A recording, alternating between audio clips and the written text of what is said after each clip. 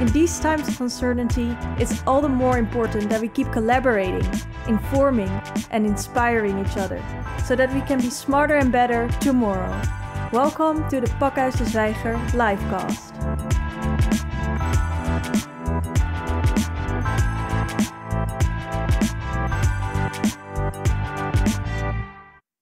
Yeah, welcome and good evening or good afternoon if you're joining from abroad.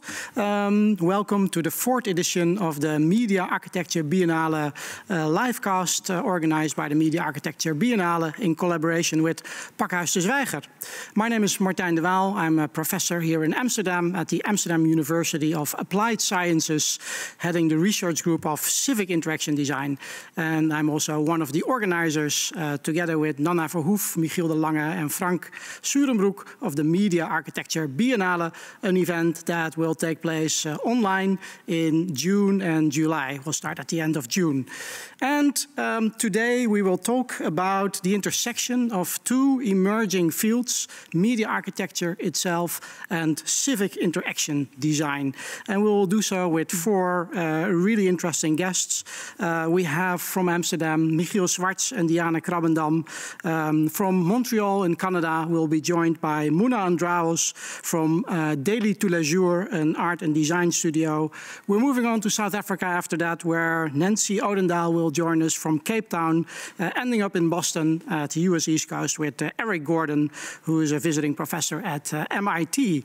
And together with them, as I said, we will talk about this merging or the intersection of those two fields, media architecture and civic interaction design. And before I'll go to them, maybe a few words to introduce these two fields. Media architecture is the field that addresses the role of media and technologies in our cities, in architecture, in urban planning, and in urbanism. And on the one hand, it looks at the media that we see in the cities around us, the urban screens, the media facades, interactive installations in public space. But increasingly, the discipline also engages with the media that we don't really see, but that are part of the infrastructure of our cities. The smart city technologies, the apps that we use to find a way around the city. And media architecture approaches urban design from an integrated perspective. We're trying to look at how can you combine the digital and the physical, but also to do that from a values perspective, to see how can we in the design of cities start by asking questions of how can we make better cities, how can we aid communities in their well-being, how can we contribute to the well-being of the ecosystem at large. Those questions we'll address at the Media Architecture Biennale later in this year. Today we will zoom in one particular aspect, the domain of civic interaction design. And civic interaction design looks at design from, as the name says, a civic perspective. It looks at the ways in which citizens can become part of the shaping of their societies, or the other way around, how in the design of products, services, cities, ecosystems, the needs of citizens can be taken care of. And today we have 5 guests that all somehow are doing some work that is related to that field. We'll talk with them about their work, and with them we'll discuss the implications from their work, what that also could mean for the discipline of media architecture. So, without further ado, let's go to our first 2 guests. Welcome here in the studio. We have Diana Krabbendam and Michiel Swarts. The both of you have co-authored the Sustainism Design Guide. And Michiel, you've also authored a number of other books on these themes, amongst others the Sustainism Design Lexicon. And Diana, you, Michiel, together actually founded The Beach, and you're now running The Beach as a director, which is what you call a Sustainism Design Hub in the Amsterdam New West neighborhood. We'll talk about that later, what it is that you're doing. But first, we'll start with you, Michiel. You've introduced this term Sustainism design a few years ago. Can you explain what you mean with that? Yes, the sustainist maybe is an odd word. People think, why doesn't he call it sustainability? But hopefully that will become clear in the course of this conversation. Sustainist design, the shorthand would probably be is that it's design that takes aboard social qualities and values in the sense that what I sometimes call social sustainability. In this idea of sustainist comes, of course, from some idea of sustainable life and designing for sustainable life, but traditionally that focuses a lot on environmental, physical factors, and I believe that if we really want to have sustainable life and design for it, then we have to connect the social and the environmental. And the second thing to say before I go a little bit further in what then is this idea of sustainist design, that the roots of even the word sustainist is actually Sustainism, and this is work I did more than 10 years ago and presented in a manifesto called Sustainism is the New Modernism, with symbols and slogans together with Joost Elfers. And the idea there is that we actually see a cultural shift. We see that there is, call it if you want, a cultural paradigm. What I mean by that people have different ways of looking at the world, different values that become important. I mean, we didn't use the word now, but now you would say maybe that's the civic turn. Something was happening. It's not just that people had different values, but people had different practices where social values that have to do with sharing or collaboration or more local designs all came up. And what Joost Elfers and I did is to give it a name. And we have to rename the world. Yeah, in the book you've made a table also with that sort of highlights that shift. You brought a table with you on the slide. Maybe you can highlight some of those shifts, make them sort of a bit more concrete for us. Yes, when you move from the left to the right side, from the manifesto is called Sustainism is the New Modernism, and the reference to modernism as a cultural way of looking moves more and more towards mass scale, universal principles, globalization, technology is the answer, nature as a resource, and more we're shifting. You know, you can just look at some of the shifts, and maybe one of the most significant ones when we think of design is the one from object to connections, or from independent things to relationships. But I'm not going to go through it, but anybody who looks at this list, why we call it a paradigm shift, is if all those things start to shift from left to right, then our complete worldview, you could even say, is changing. And if you then start to look what's behind the worldview, then you see that there are very specific values, people's aspirations. They want things closer by. They want more connection. They want more collectively doing things. You could also say it's part of the shift from what I call the I to the we society, individual.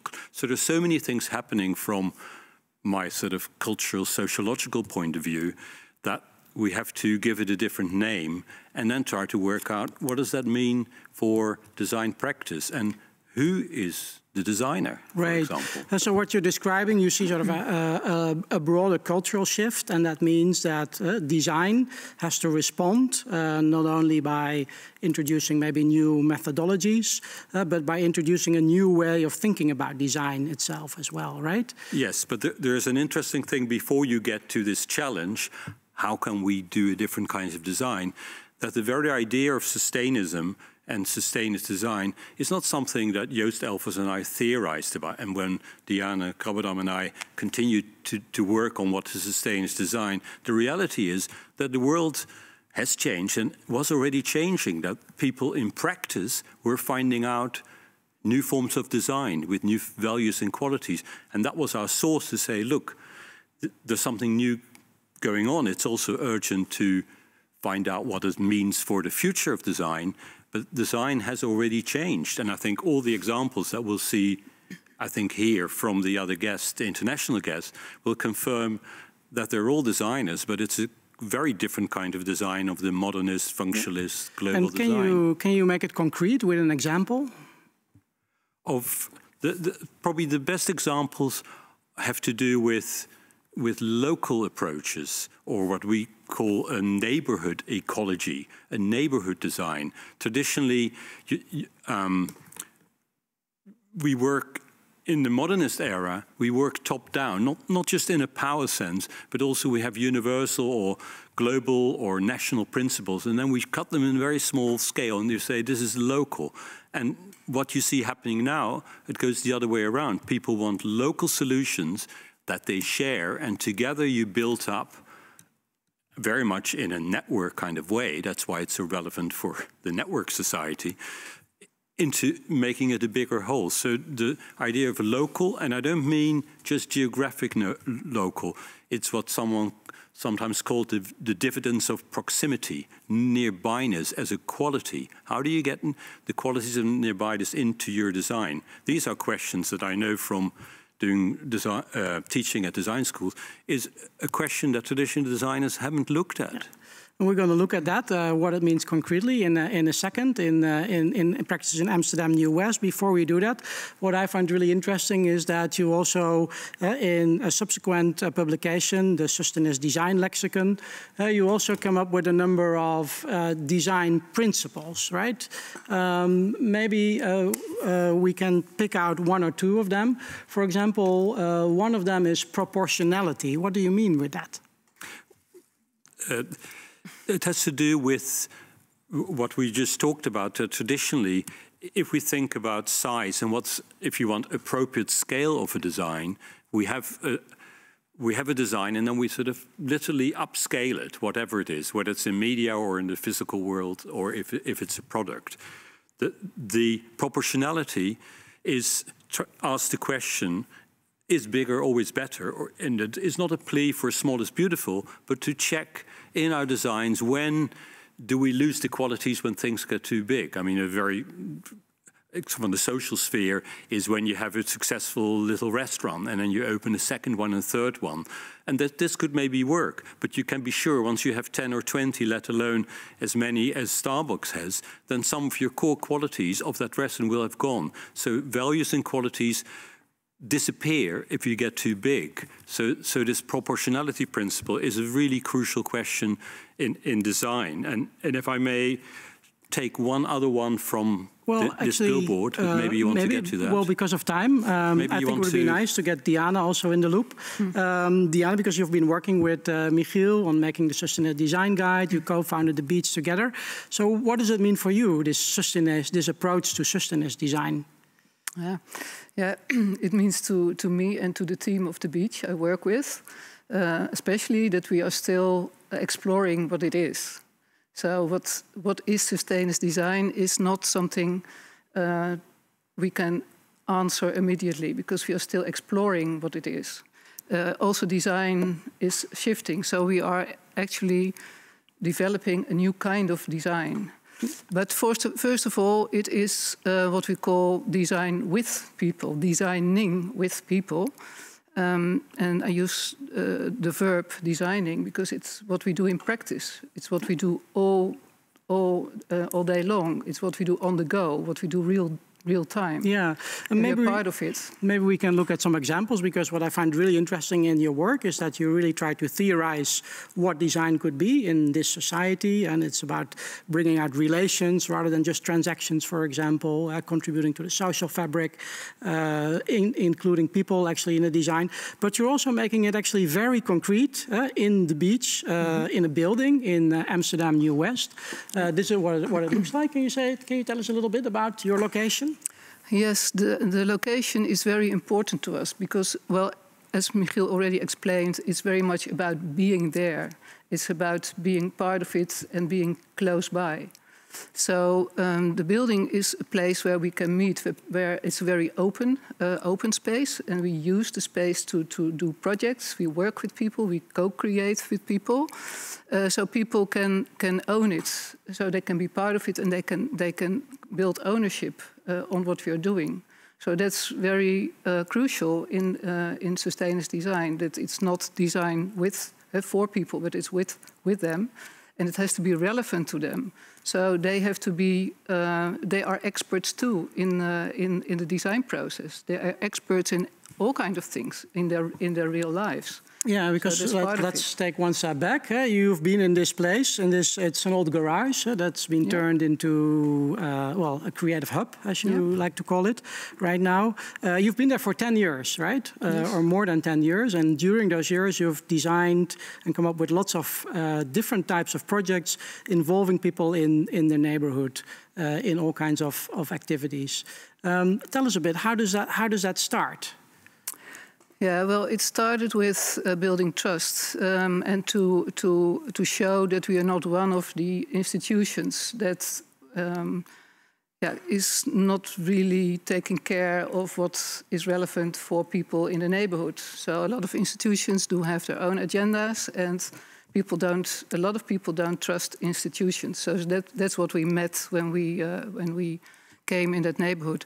So when we started, it was important to build trust and to find projects that we could do that were relevant for the people in the neighborhood. And one of the projects was co-creating with the people from the neighborhood a playground for children. And we designed the playground with the children. So that was the moment that people started to understand that we are not another institution, but we are with them, and we were designing with them. So that was important, and from there we are still, of course, struggling sometimes with what is our role. Sometimes we have to hold back. We cannot go too fast because people don't want us to do that. So we have to be very much in contact with what is going on in the neighborhood. Yeah, and I think one of the terms that you use for what you do is hubbing. Can you explain what that is? Yeah, hubbing is related to, well, we call ourselves a hub, but a hub is not just our place, but it's also the environment and the organizations we work with and the people we work with. And the word hubbing relates to all the connections and the relationships that are so important in the work we do, because the relationships, the meaningful relationships we are creating together, builds up this stronger and strong neighborhood and strong community. Yeah. So then it is part of the community. And you're doing that in a number of projects. One of them is, and you brought some pictures from that project, it's called Studio Osdorpenban. Yeah. What are we seeing here? Well, what you see here is, it shows very well that this group of youngsters is not really fond of being photographed. So they wanted to be, well, they want them to be slightly invisible or not recognizable, because they feel that what they are doing is really great. So that's what they already achieved, but they are still a little bit in doubt of if their friends like it or the community around them likes it. So we are a little bit in between in this process. And what is it that you do? How do you sort of engage them in what kind of project? Well, it's called Studio. It's a studio because we felt that we should create an environment, a kind of situation where we could work with this group of youngsters on an assignment of the city of Amsterdam, because there was an assignment that was related to growing up healthy, and the assignment was framed from, well, the perspective of the policymakers. So it was not the perspective of this group of youngsters. So we wanted them to own it and to build up something that should be relevant to them. So that's why we called it a studio, where they can work on it together. And you designed some things with them. I think here you're designing chairs, right? Yeah. Well, so we framed the assignment. Together with the group we work with differently. So they decided that it should be on 3 levels, like creating things or elements that could help them to relax. So that is important to them. being more relaxed, not being so stressful. So they designed a series of chairs that can help them to relax. So that's one of the series of products. Another series of products is a game. It's an augmented reality game, and it helps them to themselves, but also their friends, to move and to sports and being outside in a playful way. So that's how they designed it. And what's really cool about this is that they also they came up with the idea that this could be a competition between neighborhoods. So now they are working on this step. And even the city of Amsterdam, or at least some policymakers, already said they are interested in working with them. So that's a real great achievement, because that's what helps them a lot to feel proud about what they're doing, and to feel that it matters. Yeah. It matters what they are doing. We have to round off this conversation at this moment. What I find really interesting is that you're there, you try to develop long-term relationships at the local level, making relations between people and institutions, but really from the perspective of the needs of the people, right? Rather than from sort of what the institutions want. Maybe as a last question, what is the relevance of what you're doing for media architecture? Well, media in itself is sometimes problematic. What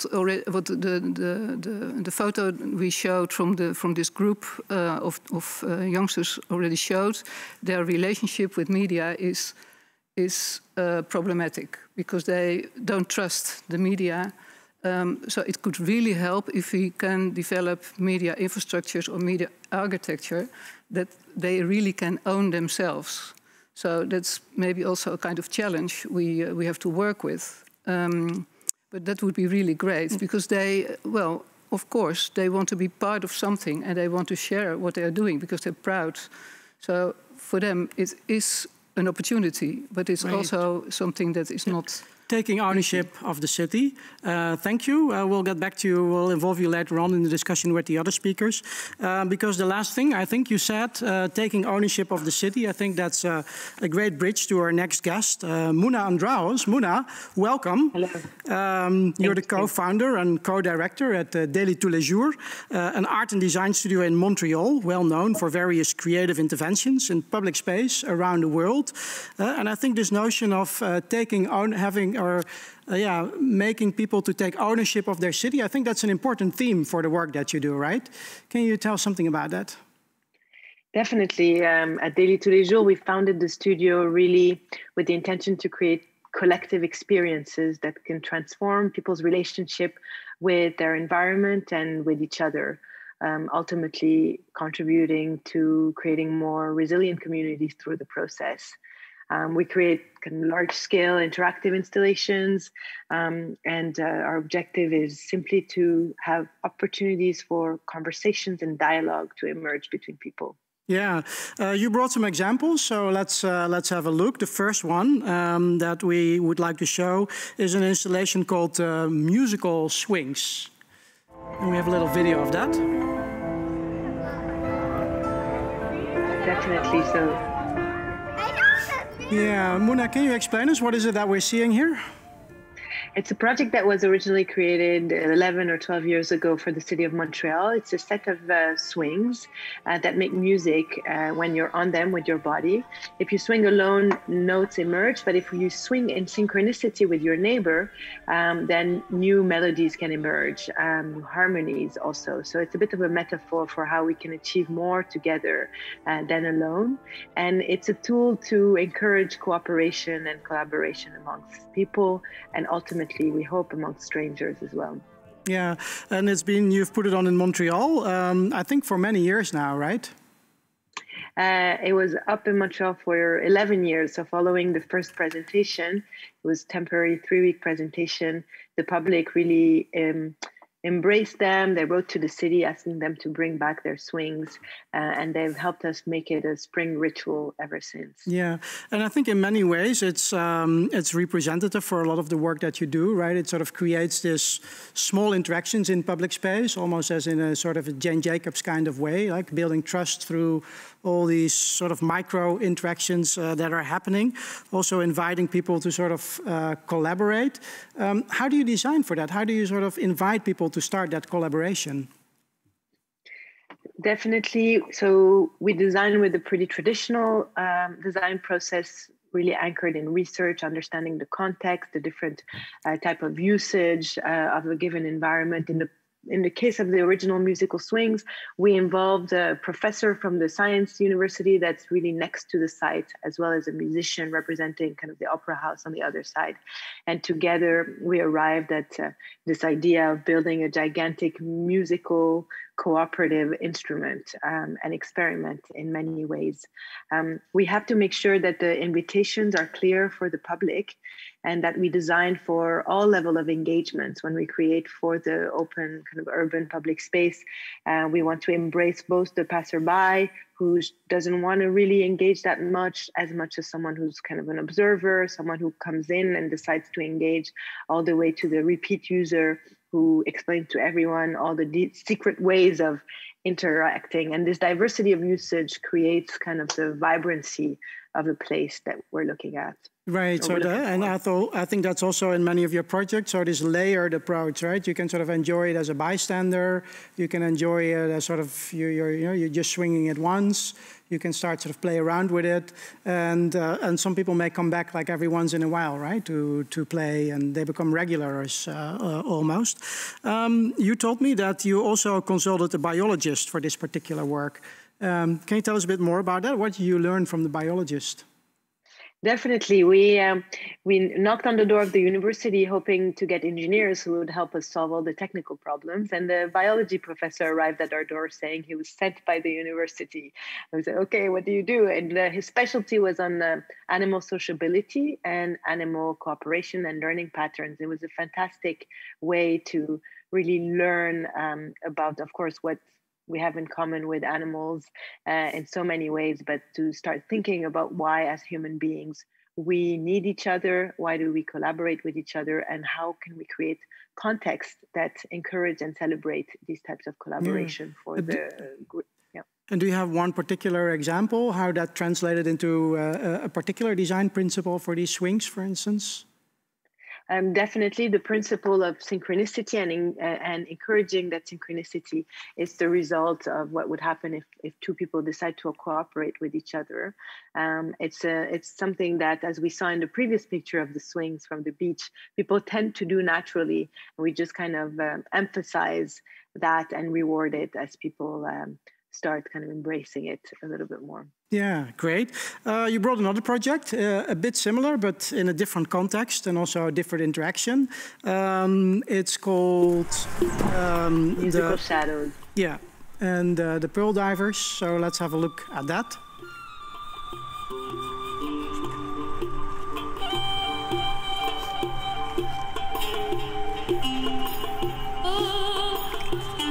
So again, a piece that's about creating music alone or together. Can you describe what we're seeing here? So it's basically a pavement that reacts to your shadows and makes music as you walk by. We created a first iteration in Arizona a few years ago, and this is the Dubai version that integrated more local sounds. It's really a piece that's, again, meant to encourage people as they walk by to just celebrate, make music, but potentially play and engage with each other and compose music that way. It's also a piece that is meant to inspire people on the potential of how we can reinvent our urban infrastructure. This one is blue. The previous one we did is pink. And I often joke saying, like, if we can make pink pavements that sing to your shadow as you walk by, imagine all the other things we can create if we put the effort in it, and how we can really reimagine our city as a place that encourages joy and connection between people. Yeah, because I think that's what you do in a lot of work. Sort of you make the normal, you take sort of the routines and rituals of everyday life, sort of the normal life, and you just make it slightly strange. And I think, so you've called it yourself, just strange enough. So that on the one hand, that arouses curiosity, but I also find it inspiring what you said, that it also opens up a frame of imagination for people, right? Sort of if our routines could be slightly different, then what else could be different as well? Definitely, a lot of these projects end up empowering people. The act of participating becomes a little bit of a metaphor for larger ability to participate and be an active player in our environment rather than being simply passive. And so these routines can bring kind of joy, and that joy is important for us because we believe it's one of the key components to create trust in each other and in our environment. And we know that that trust can be a critical component of a resilient, strong community, right, society at large. And the two projects that we've seen now, they're mostly about these sort of brief encounters, the trust building, sort of imagining how your cities can be different. I've also seen some of your projects that sort of take the next step, right? That also invite people to actively sort of reimagine their cities and sort of contribute to the actual debate about that. Amongst others in the project called the Museum of Possibilities. I think we're seeing a slide of that here. What is this project? That's an early project that we created really to celebrate the opening of an open space that hadn't been accessible to the general public. And so instead of doing kind of more traditional ways of asking the public formally on what potential usage for that space might be, we used the Museum of Possibilities, again, as a way to spark imagination and conversation and dialogue. The public could come in and just enjoy the scenery, but they could also contribute to a little card and say who they'd like to meet, what they'd like to do or see on that specific location, or vote with stickers on other people's contributions, really generating this kind of pool of proposals and visions for a given space in the city. Yeah, and when you design a project like this, is it, I think there is probably two sides of it, right? One side of it is trying to engage people to actually come up with ideas and write them on the little cards. Of course, the other question is also then what happens after that, right? Everybody writes their things on their card. Is that something that you also think of in your design process? So definitely the last iteration that we've done was in Canberra in Australia of that project.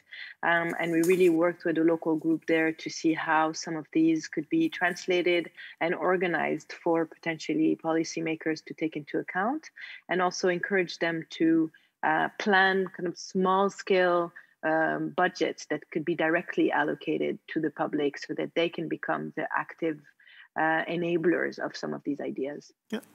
I want to go to a last project that you brought, because the last year must have been difficult for a studio like that, like yours.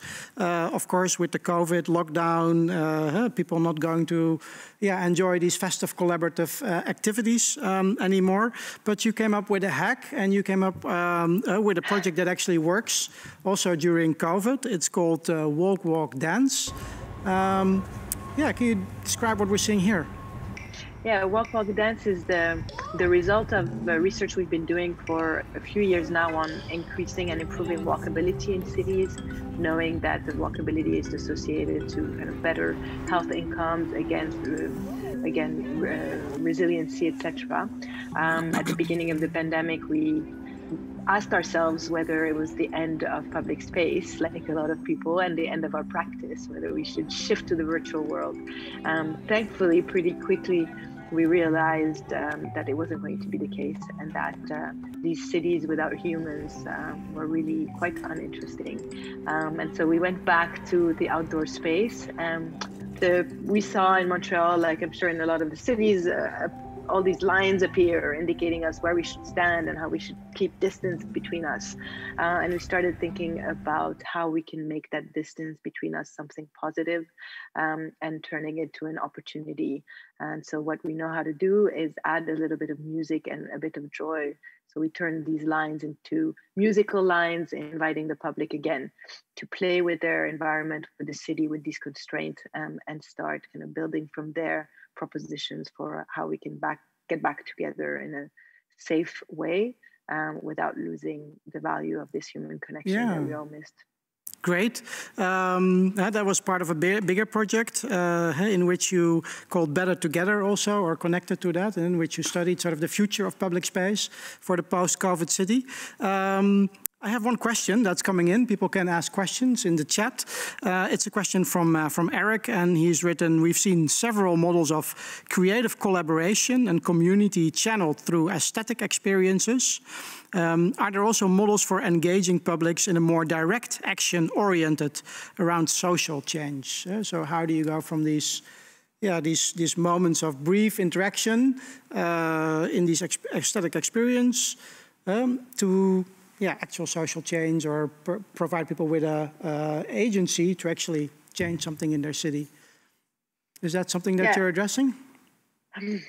For us, it's definitely kind of the preliminary spark that we're really interested in focusing on and bringing to life. So engaging the public in their environment.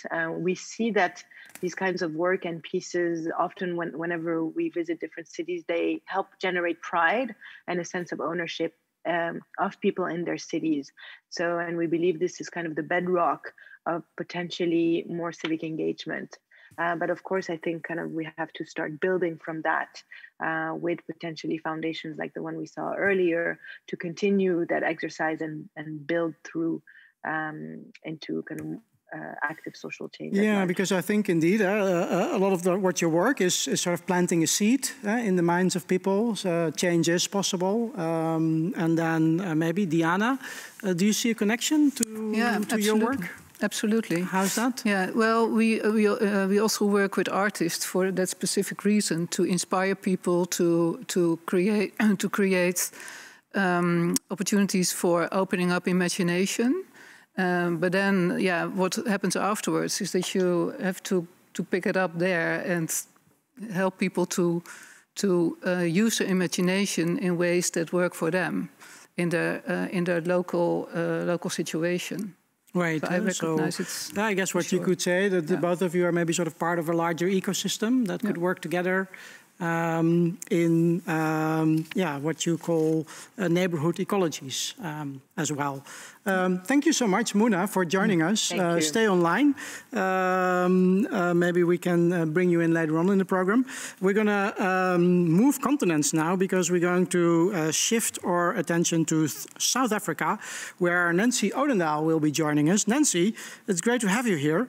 You're an associate professor at the University of Cape Town, the School of Architecture, Planning and Geomatics, and you've been authoring and editing various books, amongst others recently, together with Alex Origi, Shaping Smart for Better Cities, Rethinking and Shaping Relationships Between Urban Space and Digital Technologies. And you're working on a new book now, right? Tell us what it's about. Sure, I am. I just want to say a couple of things about the book with Alex, because I think it picks up on some interesting themes that we've already picked up on in the discussion thus far, and that is around this difference between what is termed civic interactionist design and what we termed in the book as kind of co-production of spaces. And the book, the one with Alex now, we sort of explore some of the kind of differences between those kind of two, I guess, categories of work. What I'm doing with the book so that was an edited volume. And in fact, Martijn, you had a chapter in it as well. A very nice chapter, I might add. But what I'm doing now is I'm working on this notion of disruption in African cities and trying to understand how endogenous technology disruption in African cities, what impact that could have on making cities more livable, making cities more resilient perhaps. My point of departure is really a critique of the smart city idea on the African continent. And essentially asking the question, well, what is the smart city claiming to solve in African cities, and then sort of turning that on its head and saying, well, maybe those issues are already being addressed from the bottom up rather than these kind of technocratic approaches that are often very modernist, actually, since we use the term modernism now. So in the book, I look at a couple of cities around the continent, Kampala, Nairobi, Cape Town, and Freetown and Sierra Leone, and look at little kind of vignettes, little moments of disruption, and sort of make sense of those in the bigger scheme of things.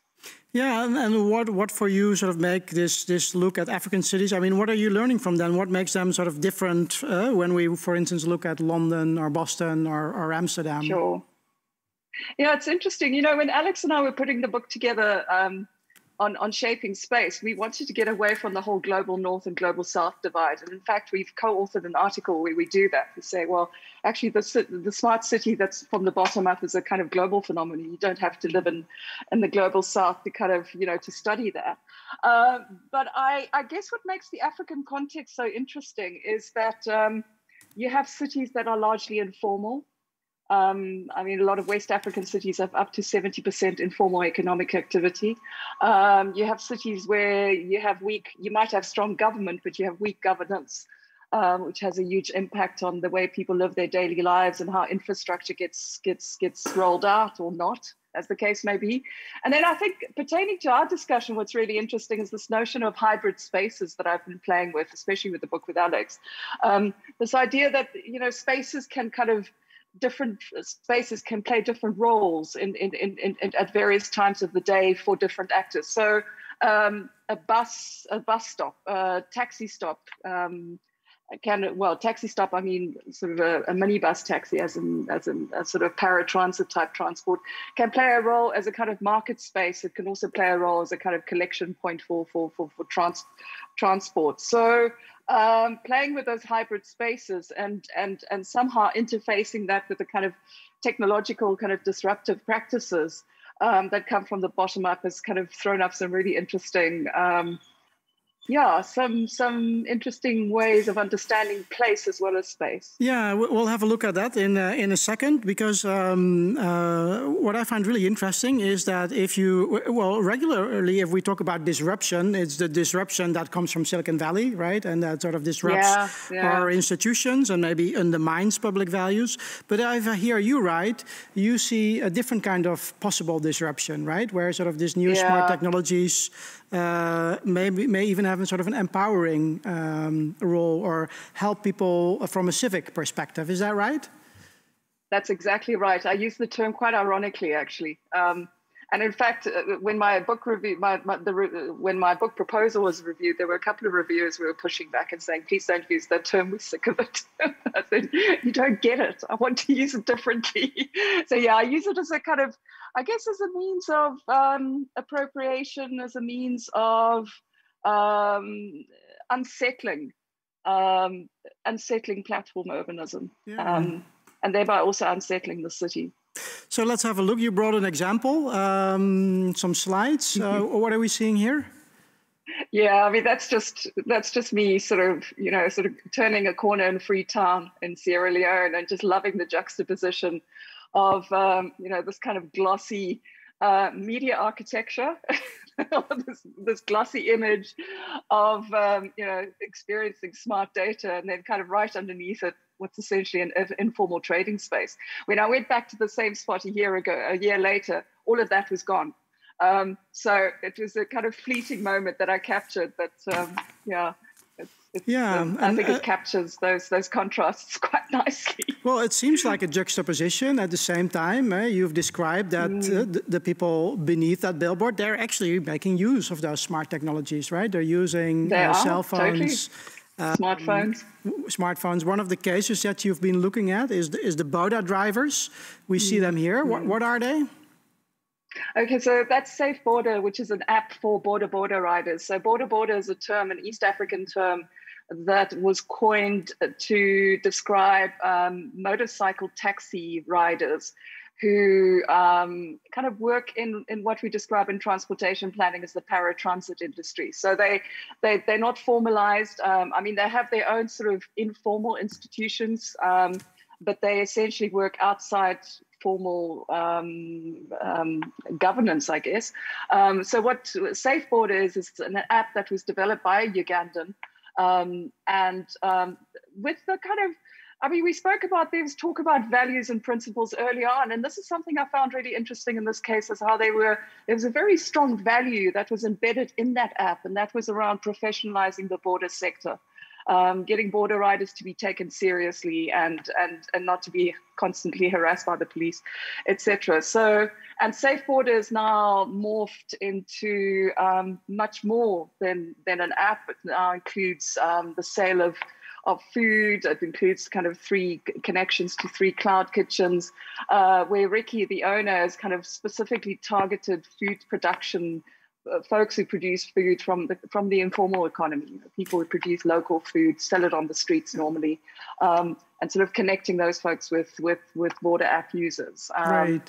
So and they've expanded also to other parts of the continent. Anyway, that's enough of that. Yeah, no, I mean, so basically they're informal taxi, like scooter taxis. So you can take a ride with them, they drive you around the city, but now they have an app. It's almost like an informal Uber, right? That they've been. Yeah, it's exactly what it is. It's exactly, and of course now Uber is also in in Kampala. Their offices are right next to Safeboard, so it's interesting to kind of start seeing that. Yeah, but this app sort of helps them to gain some status, or also maybe to become more reliable for their clients, right? Yeah, and safer. I mean, safety was the big reason why Ricky started it. Safety is a big issue with the border riders. And I know, because I took a ride on one and I was terrified. Yeah, and but you've so on the one way this is sort of empowering this informal in community, or making it the quality better, etc. Do those drivers have ownership over the app, or is it like Uber that they're sort of delivered to, I don't know, the algorithm and the rules of the platform? Yeah, I mean, they don't have ownership of the app. I looked at another example in Kenya, Nairobi, where there's a kind of alternative to Uber, a bunch of riders who got together to form a cooperative, which is a kind of different example. So that is happening in the ride-hailing sector, but Safeboard is pretty much controlled by Safeboard. Yeah. At the same time, you've also described how this also has spatial consequences, right? When people are starting to use that app. Can you say a little bit about that? How does it change urban life? Sure. So what you're seeing on the screen there is what's called a stage, which is essentially a spatial conglomeration of border riders that are organized ostensibly informally, but it's actually quite structured. It's a sort of informal governance system where these riders are organized into stages, and this stage then has a catchment area as to the territory that you can kind of sell rides in. I mean, obviously people kind of transgress that all the time, because, you get somewhere, you might pick up someone off the street. So what you got is a sort of a catchment, a sort of staged catchment area, which is quite different from what the app is resulting in, which is more kind of a linear, iterative, and sometimes a continuous sort of ride manifestation spatially, where people pick up rides as they go along rather than returning to the stage. So that I'm quite curious about, is what are the generative impacts of this app spatially. And it turns out that my one interview respondent actually very clearly said to me, we want to undermine the app, the stage system, because it doesn't work for riders. Right. So, and that's going to have a spatial impact. Because of its social cluttering of all those people there, it has become like what you call a hybrid space as well, right? All kinds of other activities started to emerge there. So is that then disappearing because we're now organizing all this digitally, or does that take different shapes as well? I don't know, Martijn. I mean, I'm sort of skeptical to think that it would disappear completely. I think there is something about urban life in African cities that lends itself to that kind of arrangement where people get together and in space and use whatever public space is available to interact, to be together, etc. I mean, I think potentially it could undermine that, but maybe what we might find is a system that becomes more hybrid. I mean, I'd love to. I did this work at the beginning of last year before the world came to a standstill. So it'll be interesting to go back and see how this might even have changed with COVID as another contextual element, where we trying to resist, sort of collectively gathering in space. I'm going to ask you a final question. You've written about a lot more interesting case studies, but people just have to buy your book then when it comes out in September to learn about that. But if we look at this from the perspective of media architecture or urban interaction design, what can we take away from it?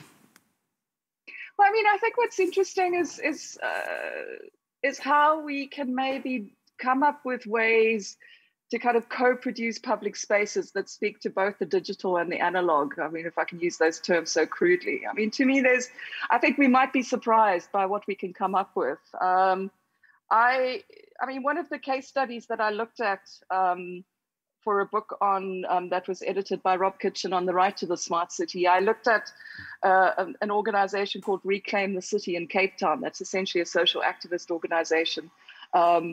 And they use space quite interestingly, digital and physical spaces. You know, they use physical spaces for protest action and also for occupational action, but then they use the kind of digital space for storytelling and for, and I think the way that these work together has had huge implications for how the city of Cape Town has been forced to approach social housing, even though they might not admit it themselves just yet. But I mean, I think it's that kind of messiness that could come from combining the two. I think if anything, I would say is the openness to be surprised. And I think in the African context, you're probably always going to be surprised because things do move quickly. And you know, you're also talking about populations that are quite youthful, demographics that look very different from Europe and North America. So you're probably going to be a little bit surprised by what we might find.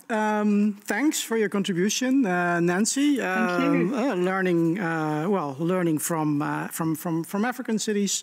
We're going to move on back to the U.S. East Coast because joining us now will be Eric Gordon. Eric was the founder of the Engagement Lab at Emerson College, but this year he's a visiting professor at MIT, the Department of Comparative Media Studies. He's also authored a number of very influential book on civic design, civic media, technology, design and practice, together with Paul Mihailidis, and Meaningful Inefficiencies, Civic Design in an Age of Digital Expediency with Gabriel Mugar. Eric, welcome. Great that you're joining us.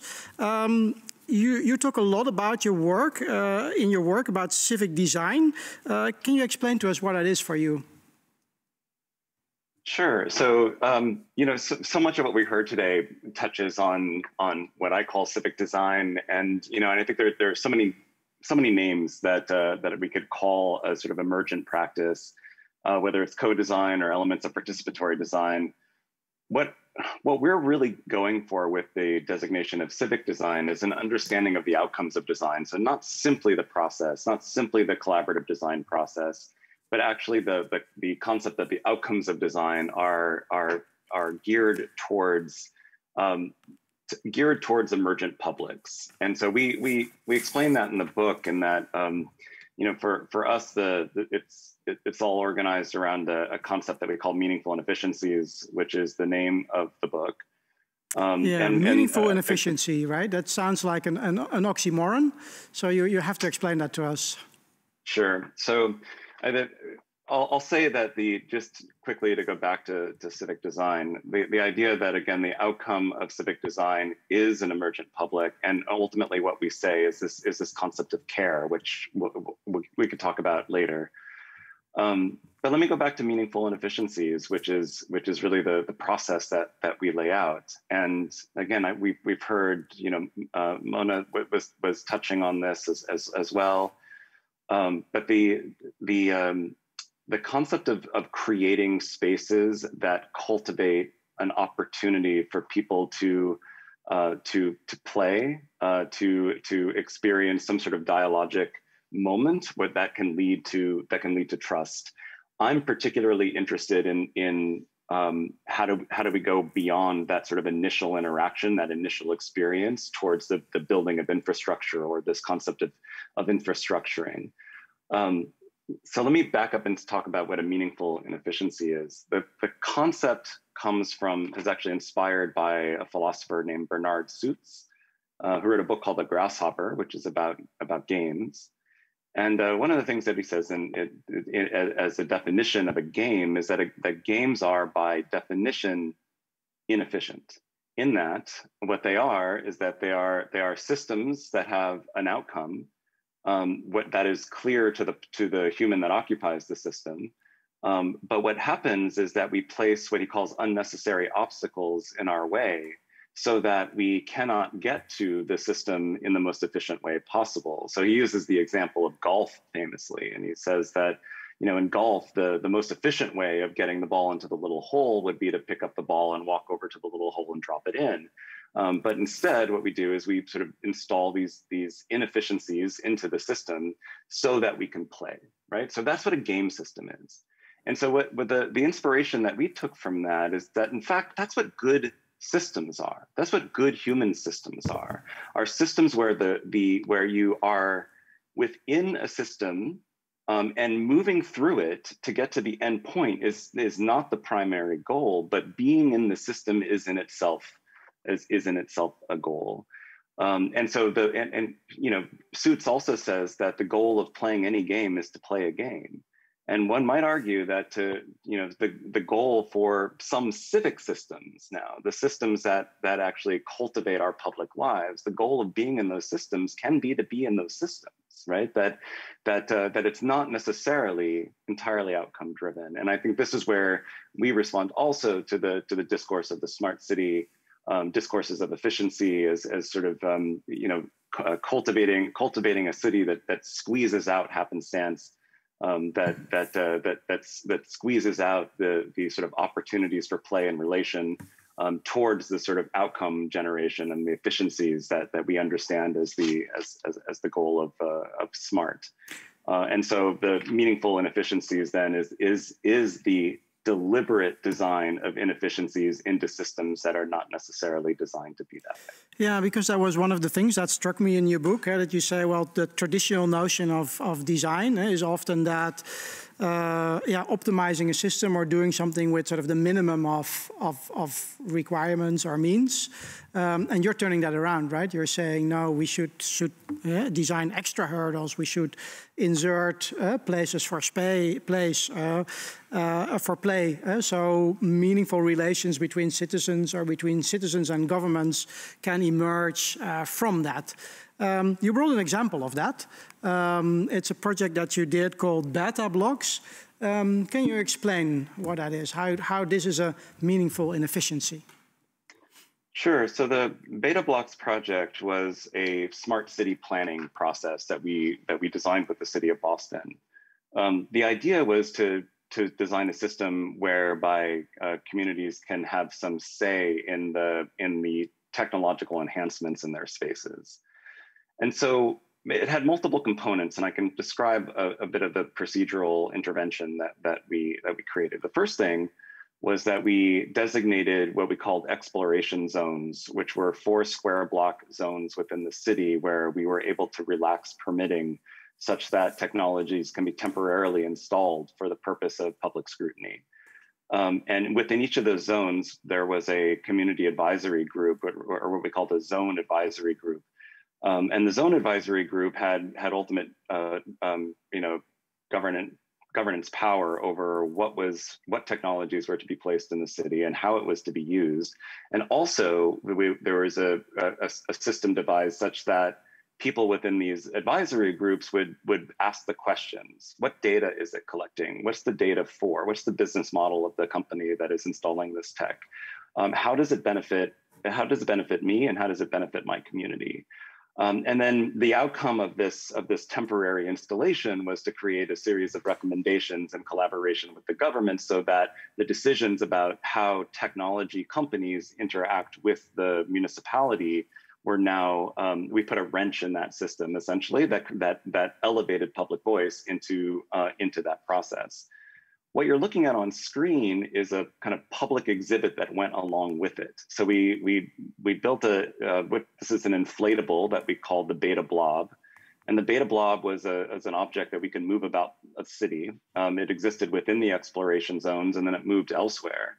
And it was a site of play and exploration. You see there's a board game there. There's other kinds of sort of digital interactions that we ask people to do to imagine what technologies are in the city and what they can be how they can be either invented or repurposed for their community's benefit. So the exhibit traveled around while the zones were in action. And so what's interesting is that we use this site of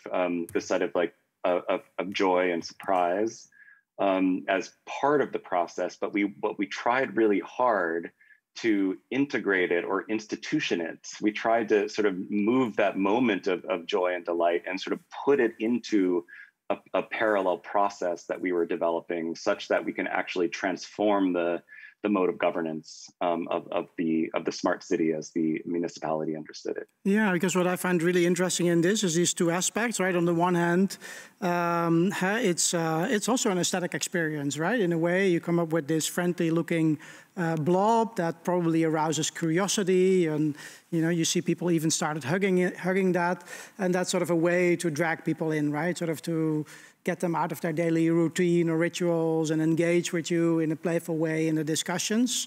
Maybe something that you've called before infrastructuring, or sort of getting people together. But then the other part of that, of course, is the institutioning, right? Sort of, okay, now people have had their say, what they think about these technologies, they've given their input. It's great, they have a voice, but now you also have to organize the listening part, of course. How was that in this project? Yeah, so this was the hardest part of the project, and this is the part that ultimately I wouldn't call a success. And the reason for that is that there were a number of reasons for that. Some of them that are bureaucratic in nature, and that the origin of this project, it began within the mayor's office, within an innovation unit within the mayor's office, which didn't have the connectivity to the other agencies within city government that was actually able to sustain it over time. And the relationships were not invested in early in our 18-month pilot. The relationships were not invested in appropriately in order to sustain this beyond the pilot. So to me, the greatest failure of this project is that it wasn't sustained beyond the 18 months. And the potential harm we did in doing this project is that, as you do any collaborative design process, there is a kind of social contract that you get into with people as you not only take their time, but raise expectations. And then ultimately, the fact that we weren't able to continue that project as we designed it is a disappointment, to say the least. Yeah. Yeah. Thanks, Eric. I think that was really great. Thank you for your contribution. I think it's an important lesson. I think it's also something that we see that you're addressing at the beach, right? Being there for the long term, building up the social contract. Absolutely. It's very recognizable what happens. And I think that's also a lesson, and we have to round off with that. For media architecture in general, it's not just about infrastructuring. It's also about governing. It is about creating those beautiful aesthetic experience that can draw people in, that can put a seed in people's mind. It's also about fostering those long-term trust relations and somehow finding ways to foster that back into the more institutional side. I want to end up by thanking all the speakers for contributing to this episode today, the 4th edition of the MAB livecast about media architecture today, talking about civic interaction design. We'll be back with another livecast in April and May, and of course the Media Architecture Biennale itself will take place from June 26 until July 2nd, 2021.